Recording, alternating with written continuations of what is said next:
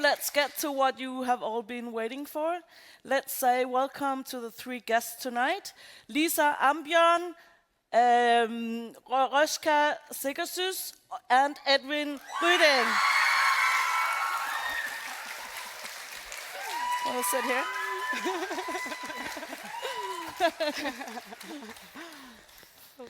So we can see, as we can see here tonight, this series is so hugely popular, especially among young people.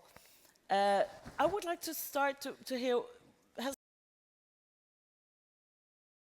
this popularity, has it surprised you? Yes, Yeah. I think it has. Yeah. I mean, we knew that we were doing a very good series, but we didn't know that the audience was going to be so engaged, I think. No, and I also think making a Swedish series in Swedish, set in Sweden, of course we didn't anticipate that it was. Had his debut in a film called in Swedish The Man Under the Stairs, as has been in a number of Swedish film and series.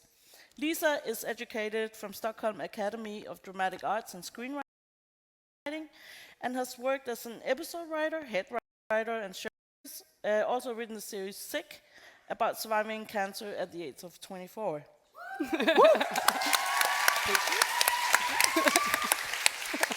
And Rojda Sekersöz has directed a couple of feature films, Dream On and In Komikers Opvækst, upbringing of a as a comedian. Yeah, My Life as a Comedian, plus the series Data, and some of the episodes of Young Royals tonight.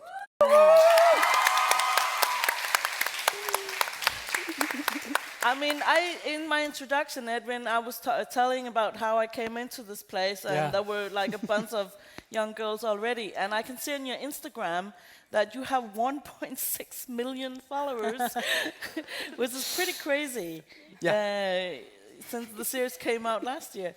Or was it this year? Last This year. No, this year. This year. This year, right? Summer. Yeah. This summer. Oh. Yeah. It feels like it's been. Feels like an eternity. How has it changed your life? I'd say, well, obviously there's a change between having 20,000 followers and 1.3 followers, million followers, sorry. Tend to forget that word. Well, because like it's pretty surreal to have people, you guys, writing to me every day, and I see your edits on Instagram and Twitter, and they're all amazing. So that's a bit different. Walking around in my hometown or cities around Europe, and people, turning their heads and wanting to take pictures. It's incredible. I love it. You like it? Yeah, I do. Yeah, But thankfully. does it also put a pressure on you, do you feel? Well, yeah, it does. I think it's pretty natural to be a bit paranoid, not because like I'm scared, not because I feel threatened, but just like, are people watching me right now? Can I do whatever I want? Or, and there's always like this moment of confusion, like, was it something I did, or why did you look? Do I look weird in my face? Yeah, right? exactly. Our family we're touching upon, and all those things. No, I don't think any of those things scared me. I just saw it as like a big challenge. But I mean, I guess the challenge, I found it very challenging. When I read the script, I was like, okay, this is a good challenge for me to do. And of course, there's like this moment, like, can I do it? And then I just decided to, it's too good. I can't say no. Good meaty part. I can't turn it down. Lisa, what was on your foremost agenda and on your heart while writing this series? That's hard to say. I think as far as an agenda, I don't think I, as a writer, can ever go in having like in some way, like, where I don't know when story is going to take us when we set off. But I think as the themes are, about freedom and about loyalty and about heritage and this kind of institutionalized story about something, like I had never seen anyone in Sweden do a drama series, a fictional drama series about the royal family and the concept of that kind of almost like clan family in some ways. And I think when we started to do the research and just starting to think about how it actually is to be restrained by these kind of ideas of who you are going to become, it's so relatable, even if obviously I have no experience with what Wilhelm goes through. It just set off like a lot of like ideas that I didn't feel like we had addressed as a society. So I think like when we started the story, it was just like going in with all the research we had done and all the different ideas of how we could tell the story, and obviously the love story. That was always like super important from the beginning. Just like when we realized like this is going to be a teen drama, but with this royal setting and making it also really real and not something that we're looking, from the outside in, but we're going in from Wilhelm's perspective. And from there it just like felt, like we could tell so many things about society today just through this little family or this little school. But it sounds like the institution from the royal family, and there was a love story, was the first things, building stones in the series. But did you know from the start that it was also a gay love story? Because it was like this, the production company pitched me this idea from the beginning, and it was very basic, and it was a completely different genre, and it was a kind of, like we've said before in lots of interviews, but it was more of an elite or Riverdale story, where, starts with a murder, and then you go back and see who done it. No, I mean, I have so much respect for all of those shows, but I just felt like it didn't like awaken any feelings for me of like, oh, this is different. But then there was this little like, oh, and maybe it's his boyfriend, and I was like, oh wait, sorry, is he queer? And then it was like I just went home and I was like, oh, I'm not sure if I want to do this story because it was a completely different genre and everything. And then I just couldn't stop thinking about that, and it just like kept on adding so many questions of like how would that be for a young person who is that restricted to experience that? And then it just like, and then it's just like all the research started, and I was like fully dived in, and I obviously changed the genre, the series and the storyline and everything, and that was really like, powerful. Then it felt like, no, this is like, no one has done this, obviously. Loads of queer culture has, but not in the kind of towards the broad audience. Exactly.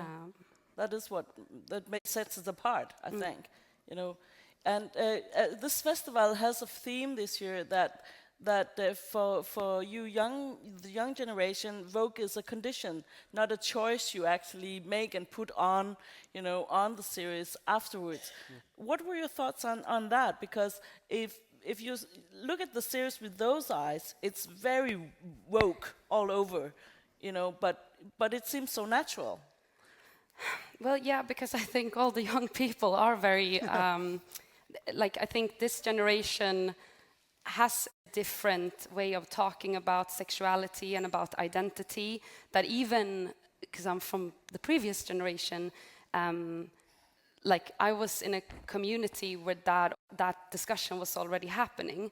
But I mean, when we watched TV when we were kids, we would have to you would have like these like theories, like I think that character is gay, and I think, I mean, they are actually in love, but we just never get to see it. And it just felt like, okay, if we're gonna do this towards this generation, we have to do it like we have to tell the stories that actually already exist, because all of these characters, like there is nothing in the storyline that hasn't happened in a way between two people or someone exploring their identity or their sexuality. So I think it just felt very like it felt very easy to do it, and that was also like when Rojda came in as the conceptual director. That was like the first thing we said.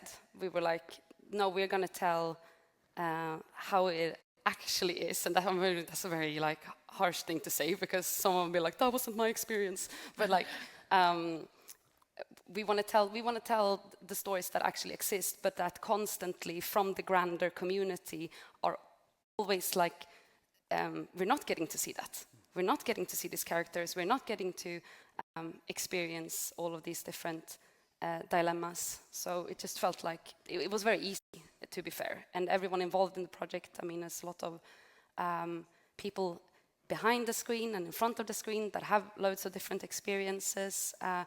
So it was just very easy, and we would get constant feedback on that as well when people were reading the scripts, and we would, everyone was like talking about the things that we were writing about. So you had that discussion all the time, throughout the project. Did you ever go into a discussion with Rojda and Lisa, Edvin, saying, because you are younger than they are even, Yes. I can say that. I can say that, yeah. and going like, no, let's not do it that way. No, not exactly. But I mean, what I liked with Rojda and Lisa was that there was always like room for discussion about certain things. So, and me and Rojda on set would always have these discussions like, oh, maybe he does that, or maybe he decides to do like this, or maybe he's, happy, or maybe he's laughing because he's so angry. So we were able to be very playful with the script and with what we were doing. So no, there was never an incident where I said, no, we're not doing this. But, But I think also because it does help a little bit with the dialogue. Firstly, to have young actors, and dialogue for me is not like a holy thing. It might be the important part is always where the story is going and what the aim is in the scene, what the character is feeling, and where they are going. So if someone feels like, oh, I wouldn't say it like this, I would say it like that, or I would use this word, or that would, of course, like you just do it. But we also had the royal aspect, like that these kids have been brought up in this very exclusive environment where they are also taught to speak in a certain way and, have this almost like traditional, they know how to, talk to an adult in a proper fashion. So you can always kind of play with that. Right. And how was the work relationship between you and Lisa? About could you go to Lisa and say, I would like to change these things from your script and do it in another way? Could you improvise on set? I mean, the difference between doing a feature and doing a series is that, or I don't know if it's the normal process, but in our case, we had a really fast process. So it was really important, and I felt that me and Lisa had a mutual understanding and trust between each other. So we had a lot of discussions before going to set about the story we were going to tell, about the characters, and you saw the tapes, casting tapes, and so we talked a lot before. And then I also felt that I had the trust, Lisa's trust, to own the material on set. So me and Edvin or the other actors could, if it was necessary for different reasons, improvise, or we knew, oh my God, is this my, yeah, okay. It's the earrings. We were able to improvise because we knew where the scene was, as Lisa said, heading, or what was important to with the scene. That's also, in some ways, you were the way you were directing your method was like you would give them different directions. Yeah. Can you tell about that? Yeah, I mean, and I love those scenes because I don't know what's going to happen in them. But for example, you saw the first episode here, the scene where, I mean, there's a few scenes where we did that. Yeah. But for example, the scene when Eric leaves Wilhelm in his dorm for the first time, then it's a pretty like classical goodbye scene. And I was like, we had a rule that do you remember this? We had always like one take. We needed one take was supposed to be fucked up. Yeah. So we need to. I mean, we had this rule to always. We take should a release risk. a second version with just those Yeah, scenes. the fuck ups. But then, and it was like, okay, so now we have the scene, so let's just do a scene where We go we're crazy. just we'll go crazy. And that scene, so I love to give like separate direction. So I told Edvin I told Eric first that you have a really important meeting after this, so you're in a hurry. And then I told Edvin, I whispered to Edvin that, but if your intention is that you don't want him to leave, then physically hold him in this room, make him stay. And it became this interesting kind of fight scene, or like hugging / fighting / something. And very like sibling-like.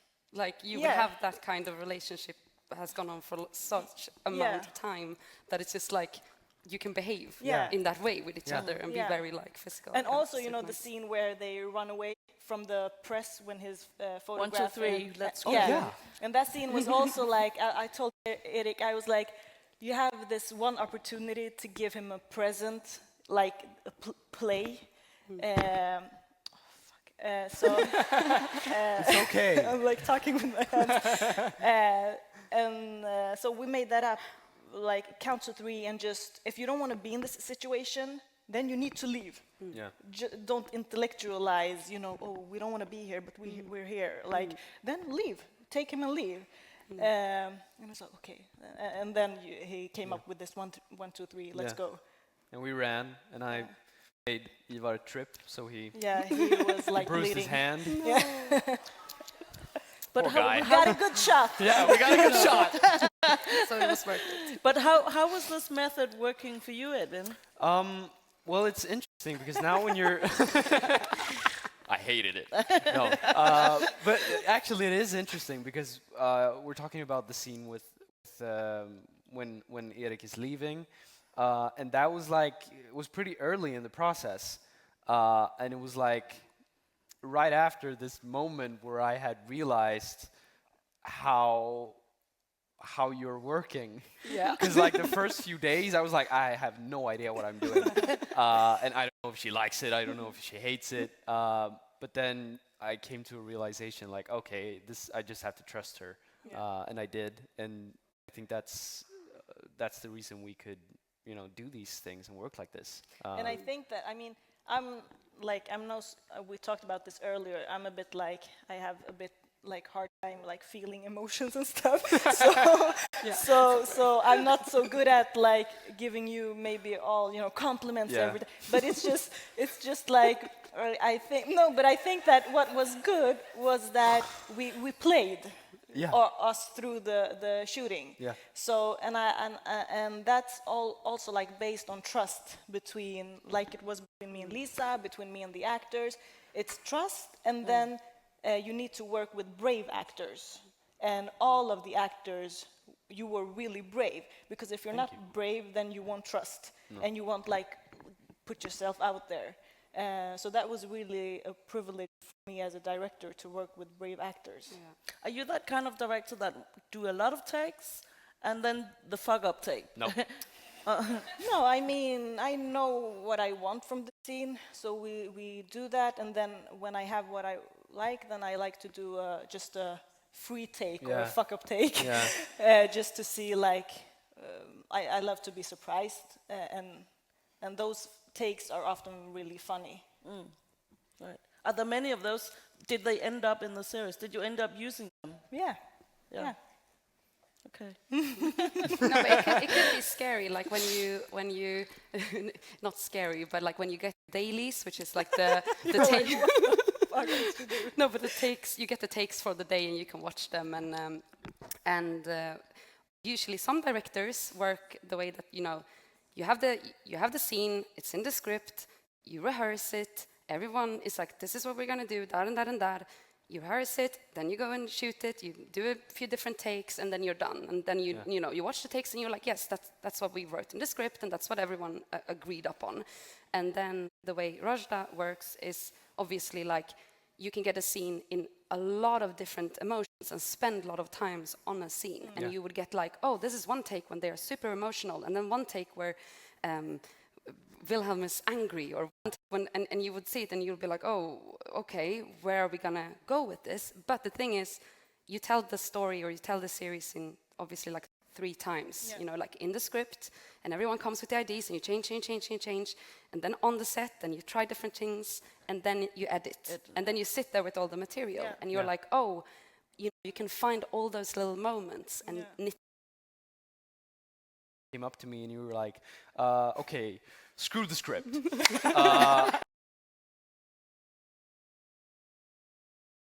We're gonna do our own thing, you know, and you gave me like some thoughts to think about, and I started. Leonardo DiCaprio being high in which film is Wolf it? of Wall Street. Wolf of Wall Street. Yeah. Do you know the scene where he's like he's high, crawling out of his Lamborghini? I'm like, I'm thinking something like this. And then we get to the football field, and we're behind schedule. And they were like, you get 1 take, possibly 2. I'm like, okay, let's do 2 10-minute takes. Yeah. So we went through the scenery. We're like, yeah, use this, use that, and you know, she just told me to like go crazy. So we had this like specific amount of time, and we did 2 long takes, and I just did basically whatever I wanted to. But also that is like in a production, you have to, things happen, you know, on set and whatever. Like it was starting to snow in the middle of the scene, and the first assistant director was like, okay, we need to cut because you can't use this because it's snowing. And I'm like, but he's high, maybe. I mean, it's, but also like all of that. Very useful to think that way. I mean, of course we good, created. he was gonna be high in that scene. We create stuff, but all that wouldn't be possible if we didn't know where the scene was heading. I mean, where it needed to end. Exactly. So it's a process. Yeah, and it's also like a very good way of working with dialogue, because if you know what you want to tell with the dialogue, like after I'm running around on this football field and I'm falling and dancing and stuff like that, Wilhelm calls Simon, and I don't think there was any written dialogue for that either. There was, but you were in another state. Yeah.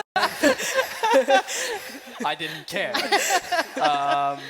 It sounds like you had fun as well, Yeah, doing it like this. Right. Yeah. So I've asked you each to choose a favorite clip from the series.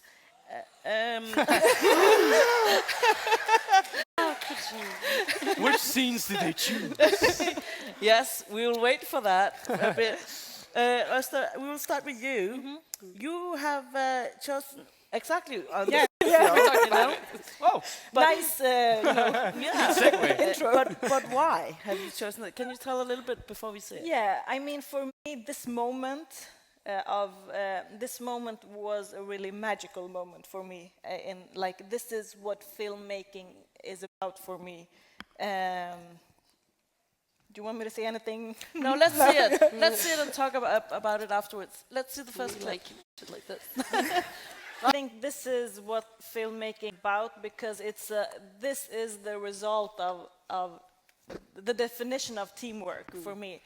It's like, it starts with having a really, really allowing collaboration with Lisa, and for me as a director, feeling the freedom to work with the material with my intuition, and not only because I have been in situations where I've been afraid of changing stuff because someone is going to be angry at me.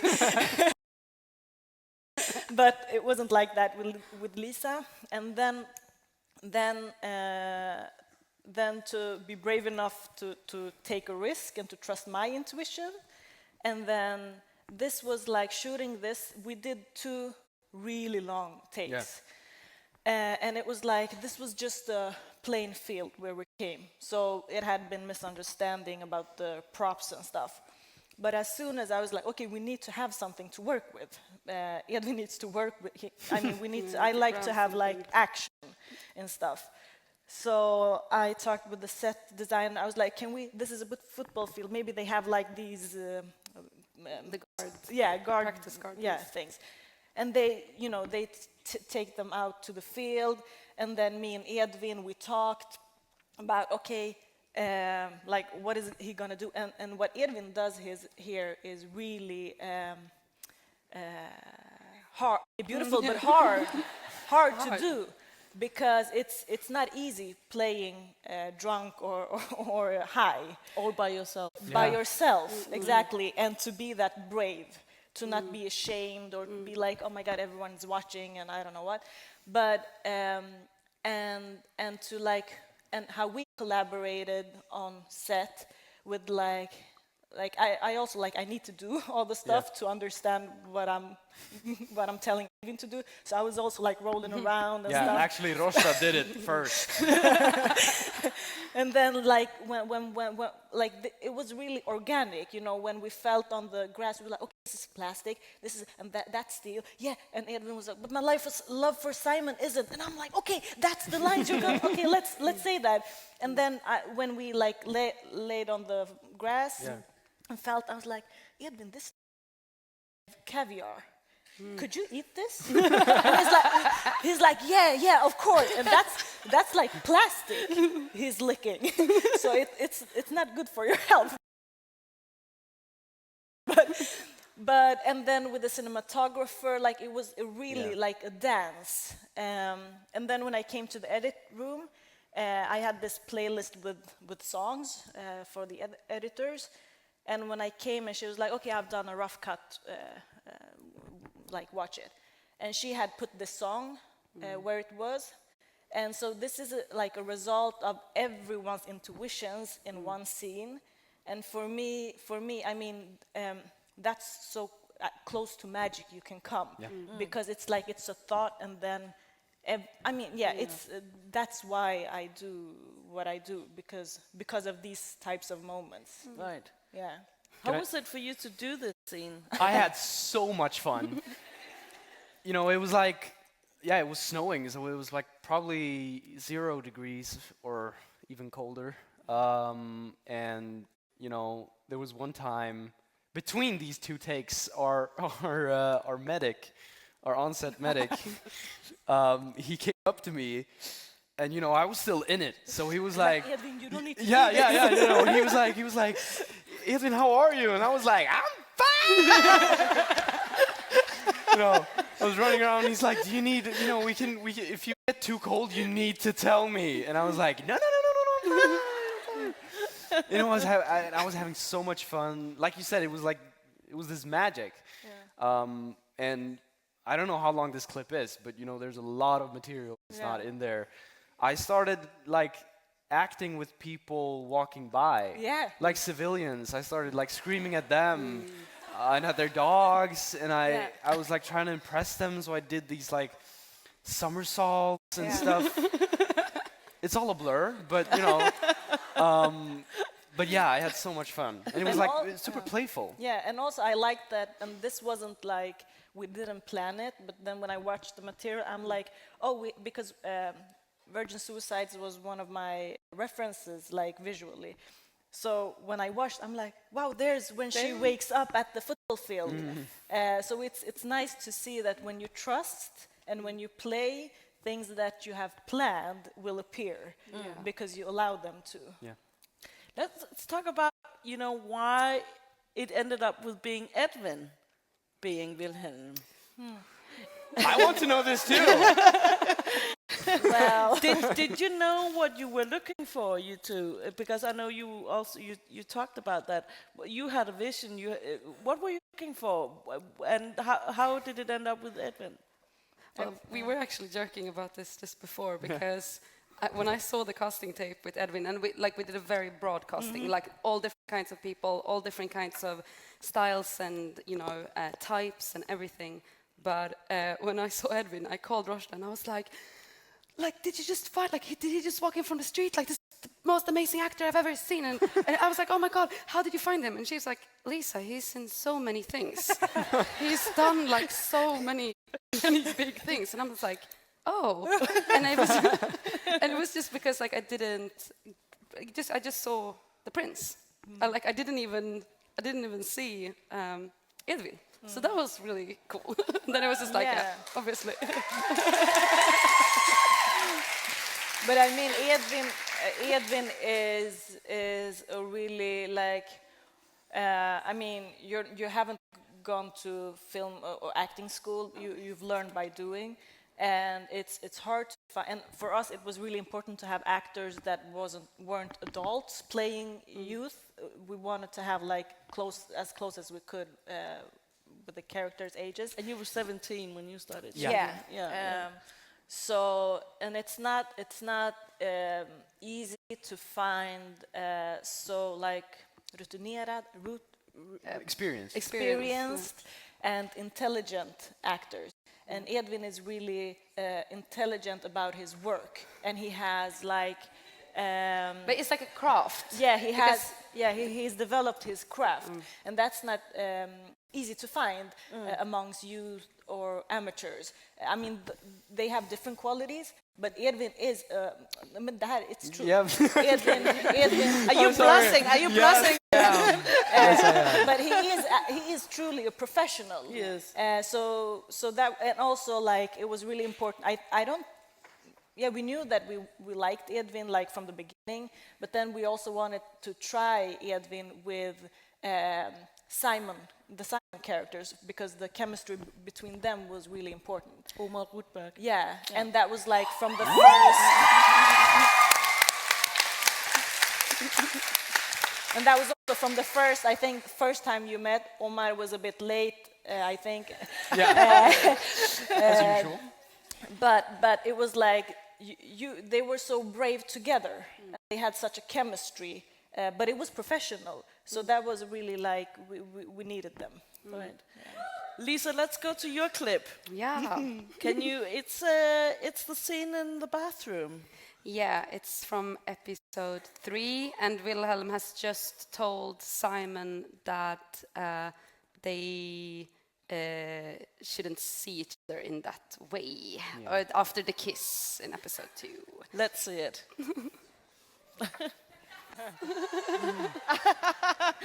You can go home and watch more. Yeah, exactly. I'm teasing for you. Lisa, why this clip? No, it's just such a little. There was a Tumblr user who wrote like a really long piece about this on Tumblr. Who I was like, that felt really magic for me, because when you're writing something that's just a transition into the next day or showing its night or whatever, but it wasn't, obviously, because everything that's in the script is there for a reason. And this little scene, he has obviously gone from saying like, oh, you know, like, let's be friends, basically, and then realizing like, no, I need to take a shot at that. Like, if I can have a little bit of that freedom, which when seeing these two characters who are like no one we know, just making out and having that little moment, and then deciding to tell Simon that, you know, do you want to spend the weekend together? It's just it's a lot, which when seeing these two characters who are like no one we know, just making out and having that little moment, and then deciding to tell Simon that, you know, do you want to spend the weekend together? It's just it's a lot of emotions and a journey for a character to go through in such a short amount of time, but I just think it came out in such a perfect way, also through the actual shooting of it and him seeing them through the glass, and you know, it becomes so much more, rather than being about him thinking, oh, I don't want to be in love with a boy. It's about him thinking, I can't have that. If someone would come, if I see these two guys making out, no one will care. Like nothing will happen. but I can't have that kind of freedom because I'm the prince, and I will always be. Everyone will want to know my business, but I need to take a shot at it. I need to try at least to have that little glimpse of love in my life, and I just think it's a scene without dialogue or anything, but it's just tells the story perfectly. Well, lots of emotions. Yeah, I mean, there, like you said, emotions, and I think there's like an inner dialogue, because there's like an anger in this scene where Wilhelm realizes that his hands are tied, but he like starts to realize what he wants, and he actually listens to his intuition, but also realize like the restrictions on him are too hard, and I think that's like it's very painful to watch actually. Yeah. And also that little glimpse of Simon, because there's a random insert, might feel like, of just Simon's face from when they kissed, where they are almost, like it's the only time Simon almost looks at the camera. They're very like close, and it just swishes by, and then it's gone. And it's just, it's just a nice way. Like it could be one of those scenes where you go, oh, actually we don't have time for this, just scrap it. Let's have him just go in there and tell Simon this, or we don't have time for shooting this, or and instead it's just like a little jewel. Right. Let's go to your clip, Edvin. Yeah. What do you have chosen? So I've chosen the scene from the horror night when they're watching the horror film. Aww. See it. Yeah, let's see it. I'll tell you later. Yeah. Yeah. It's about us now. Why did you choose this one? I think this is a very like pivotal point in the story, because this is where Simon and Wilhelm's relation evolves from like being friends to actually, realizing they have an interest for each other. There's this first like physical contact, and there's all of these emotions going on in both of their heads. Wilhelm feeling this like attraction and the love, but also very strong anxiety, because he also realizes that he can't do this, and because it's so set in his body that he can't do that.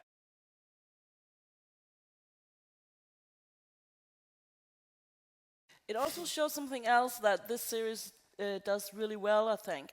It's about showing falling in love, because we have seen that plenty of times in film and series, and it's very cliched often.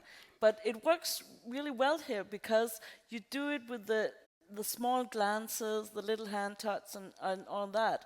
How much a part of how you did that was your part, Edvin? Well, I'm the one doing it. I guess. No, but once again, there was this, because we had this trust, so we were able to have a dialogue, and we worked with these like tiny details, like don't look longer than that, or you just tiny details. And because I you don't really, if you like somebody, you don't stare at them. no, right? exactly, because you're scared. You're like, oh my god, I'm not staring too much. And, so I guess we tried to like keep it real. Once again, trusting your intuition, trusting each other.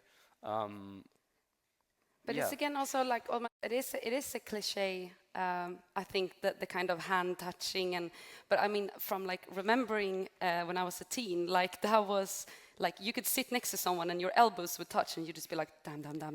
Yeah. And like that. Is he noticing? Yeah, like that would be your entire night. You would be like, oh my god, guys, you don't know what happened. It was so intense, and you would like. But we also, touched elbows. yeah, we touched elbows. But then again, having that, I think also this is one of those things again. So and well. I also think it's I mean, I think what we do good. Well, We're just talking about how good we are. yeah. The thing that makes us awesome. Yes. No, but it's also like, I mean, as you said, it's a type of cliche, you know, we see where people are touching hands. But then what I think is what we take it one step further. So our it's not easy. Maybe in a classic scene they would touch hands, and then Wilhelm would look at Simon, and he would just go, and then Simon would go, and then they would have their kiss. But in our series, we talked a lot about awkwardness and it being their first time with stuff. So instead of, you know, that sexy look and then going out, Wilhelm is having an anxiety attack. So and Simon doesn't understand. He and- follows, yeah, and, you know. and he's like, what happened? And then their first kiss isn't romantic. I mean, it becomes romantic because we want them to kiss, but it's awkward. It's like he kissed him, and he's like, no, but I'm not. But wait, don't go. But you know, so I think that was interesting to work with. And also the dialogue in the editing. Obviously, that wasn't in the script. That like how the film that they were watching was going to interfere. Yeah. So that is really nice. They're also talking about like how pieces come together. Just them saying, you know, like, we're in this together now. We're gonna get out. We're just gonna keep our heads cool. It's just like, us now. It's just so nice. And I think it's really important to highlight that in filmmaking, even if it's like feature films or TV series, there's not just one genius like creator, like director or creator or actor. But it's so many people working with a production. And is it coming out? And what are your thoughts on where the storyline goes? It will be Omar's a not very here. good, We're safe. It will be a very good season. Great season. Edvin will be in it. Yeah, he will. Lisa will be writing. Yeah, Rojda will And be I directing. will be directing. Yes. And it will be the theme that are in season 1, but deeper. Yeah. It will still be called Young Royals. Yeah. You actually get, because we were just backstage, and you actually get lots of notes from fans Yes, of where thank you you. think the storyline should go. That's really, it shows that how engaged you are, the audience. So now it's your turn to ask questions. Who will be the first? I'll take you in the light shirt over there. Very you? quick. No. Yeah. Yeah. Oh.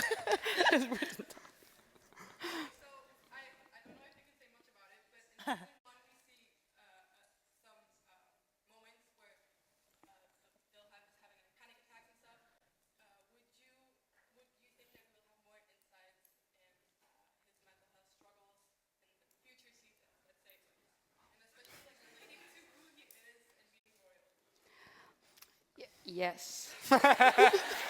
Well, yeah, I guess mean, obviously. obviously, Yeah. we can't.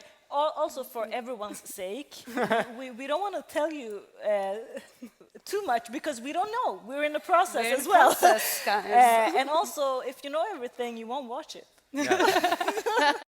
But yeah, of course it's gonna of course no character is gonna change so much that they won't still be dealing with the same dilemmas that they are. So of course. Yeah, anxiety doesn't go away like that. So Yeah. It's there. You know. Let's take you up there in the green shirt. Yes?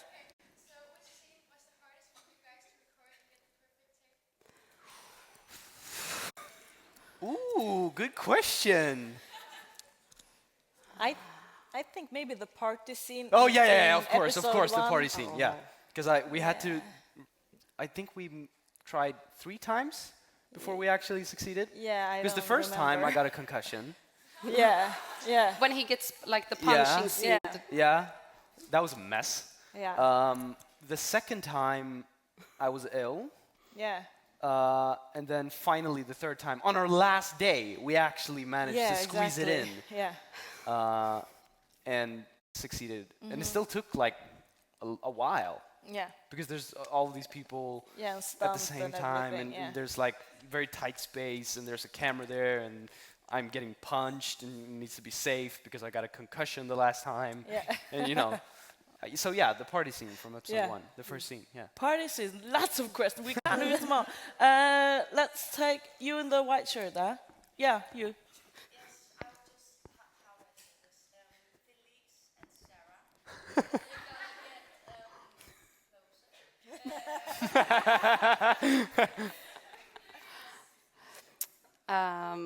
Yeah, can't elaborate on I can't elaborate on any of those types of things. But I mean, I think their friendship is obviously, you all who watched it, you know that there is a little they have a little conflict of interest with the whole August situation. So of course that's going to be handled. Very diplomatic. We will handle it. Oh my God, I can't. Let's take some in the back. Yes, you in the middle. Hand raised. Yes. Wait, one more time.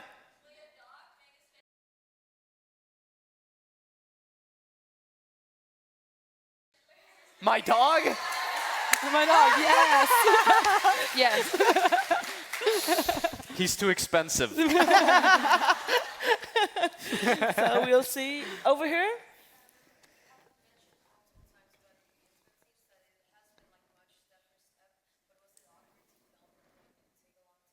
The intimate scenes? Yeah, they took some time, but we were very.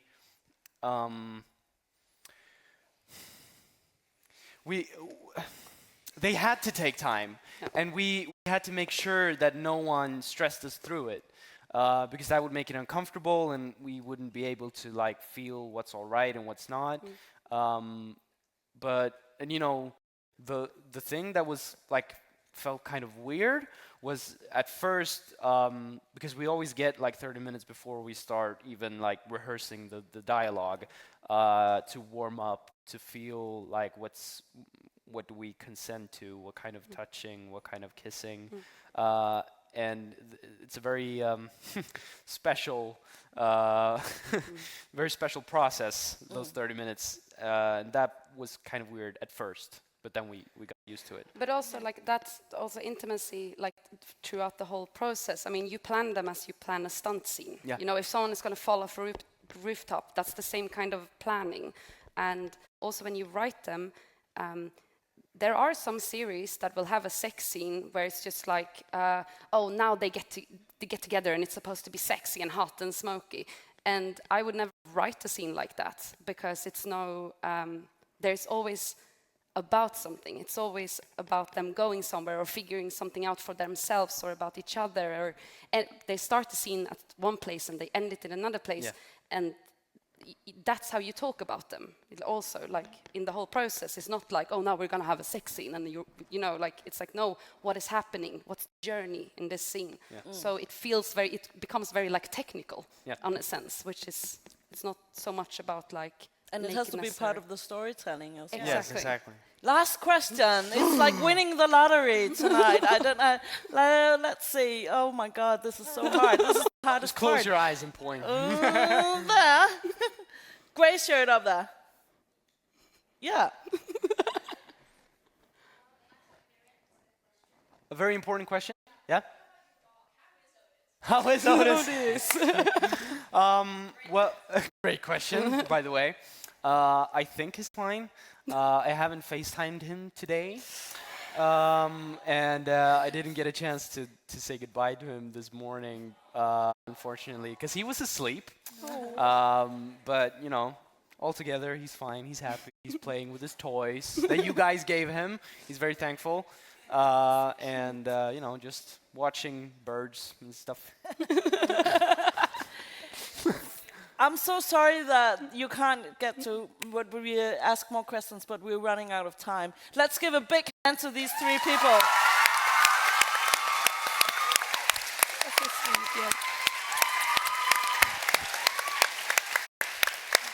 And thank you.